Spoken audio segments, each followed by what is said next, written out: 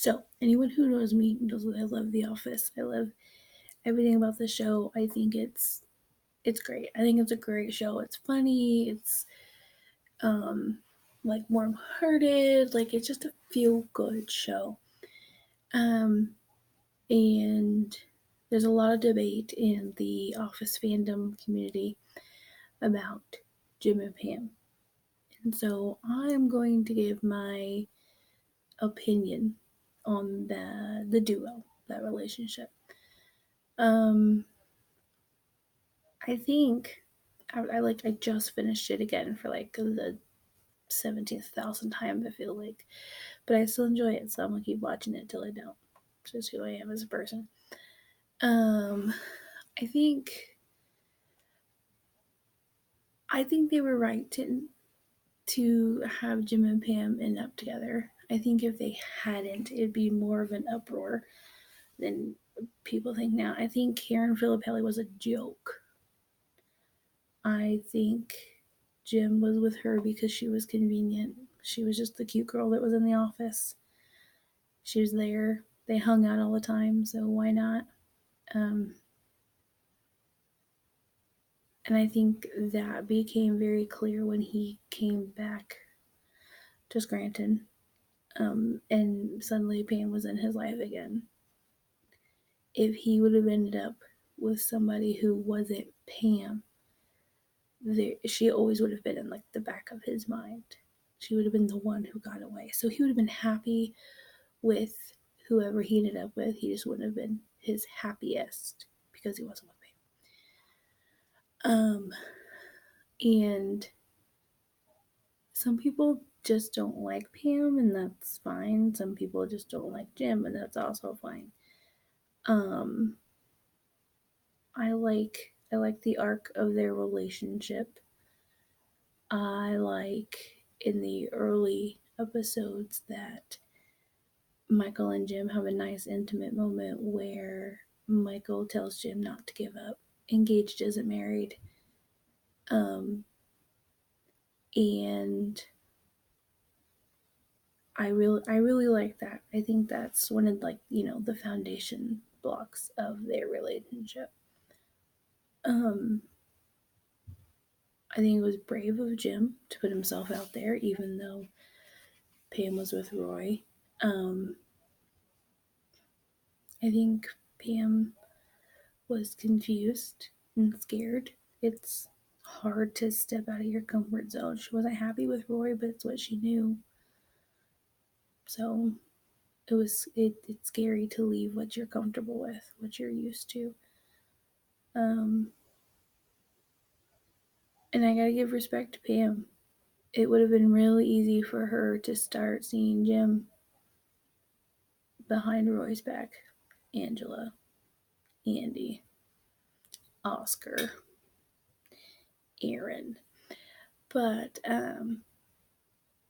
she didn't. Um, so I respect her for that. I respect the writers for making her character have those morals. Um, the Probably the best part and the worst part of the Jim and Pam relationship is the season 9. It's like the middle of the season, when Jim gets a job in Philly with Athlete, and it like you think it's gonna be the end of them. You think it's what's gonna take them down. They're not communicating correctly. They don't have any intimate moments. They're not connecting emotionally. They don't have their day to day banter to help keep the relationship stable. And it's long distance. Long distance relationships are hard. Just two people, let alone adding in, you know, 3 full-time jobs, 2 small children in two separate cities, and stressors of that nature. This last watch through, I actually stopped right before that episode. It's Cece's ballet recital episode. I stopped. I was like, no, I'm done. I'm close enough. But then a week or so went by, and I was like, no, I need to push through. because I remember the bad, but there's good after that, so I need to get to it. So I did. I pushed through and I got to it. And um the best Pam moment in the whole series comes after this horrible moment of them fighting about Pam not recording the recital, because Pam was excited about this new opportunity and it was just a dance recital. CC will have more this opportunity is something for Pam as a person. She's right now she's acting like a single mom to two small children. That's stressful enough, let alone her husband being away. And so she was excited to have something for Pam, not for mom, not for Mrs. Helper, but for Pam.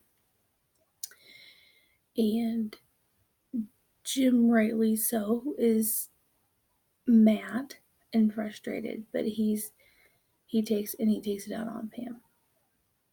And I think it was, again, really cool of the writers that later on Jim, it's on a different situation, but Jim kind of outright says, I'm mad. I probably have no right to be. Probably have no right to be mad at you, but I am. And those kind of honest feelings are what really strengthen a relationship. And but when I have the most respect for Pam as a character again is when it's Valentine's Day. Jim gets his day switched so he can be in Scranton to spend Valentine's Day with Pam, which is a sweet gesture. And something happens, and Jim's like, you know what, forget it. We're not gonna have wine and dinner tonight. All we're gonna do is fight. So let's just not. Let's just skip it. And Pam's taken back. She's shocked, and she's like, okay, yeah, let's not. But then she has the courage to say, no, Jim, stay and fight with me, because that's her way of saying, no, fight for me, fight for us. And then Jim doesn't even argue with that. He's just like, you want to fight on Valentine's Day? All right, let's do it. And I mean, I'm married. I've been with my husband for like, I don't know, 7, 8 years now. And I feel like we've had a few of those fights already, kind of like things that should have broke us and they didn't. We screamed and we yelled and we separated and took breaks and we came back to stuff, and because what we had, what we were building, what we wanted to be was worth that uncomfortable terribleness, because it's made us stronger. Through our mistakes we've learned to communicate better. And I think that's a good lesson from Jim and Pam. You don't want to always look at shows where like, where's the life lesson? But I think that's a good one to take away from Jim and Pam. Sometimes it when you commit to someone, you commit to who they are, who they want to be. You commit to their hopes and their dreams. And Jim fully supported Pam when she wanted to be an artist, and she went to school and kind of fell through. She came back home. And when Jim's dream came around, it was different circumstances, so the situation had to be handled differently. It wasn't like Pam with art school, where he could just get up and go and it would be okay. There were other factors in it, and they eventually made it work. Um, I think I like that it seemed dramatic, I guess, but it was realistic. Life is dramatic, especially committed relationships like that. Um, but I just wanted to give thoughts on it. It's just something, again, watching through this time, that I appreciated. And I forgot, like I said, I forgot that it kind of gets better. All I remember is they have the CC fight about the recital, and it makes my heart sad. and my stomach get flip floppy because I like them as a couple. They're different, but they connect well, and they started out as friends, and that's a good place to be, and that's a good way to build a relationship. And they have so much history together. You'd hate to see that fall apart, and it doesn't, because they fight for it. So, just something I noticed that I wanted to share. Um, but I love The Office. I love Michael Scott.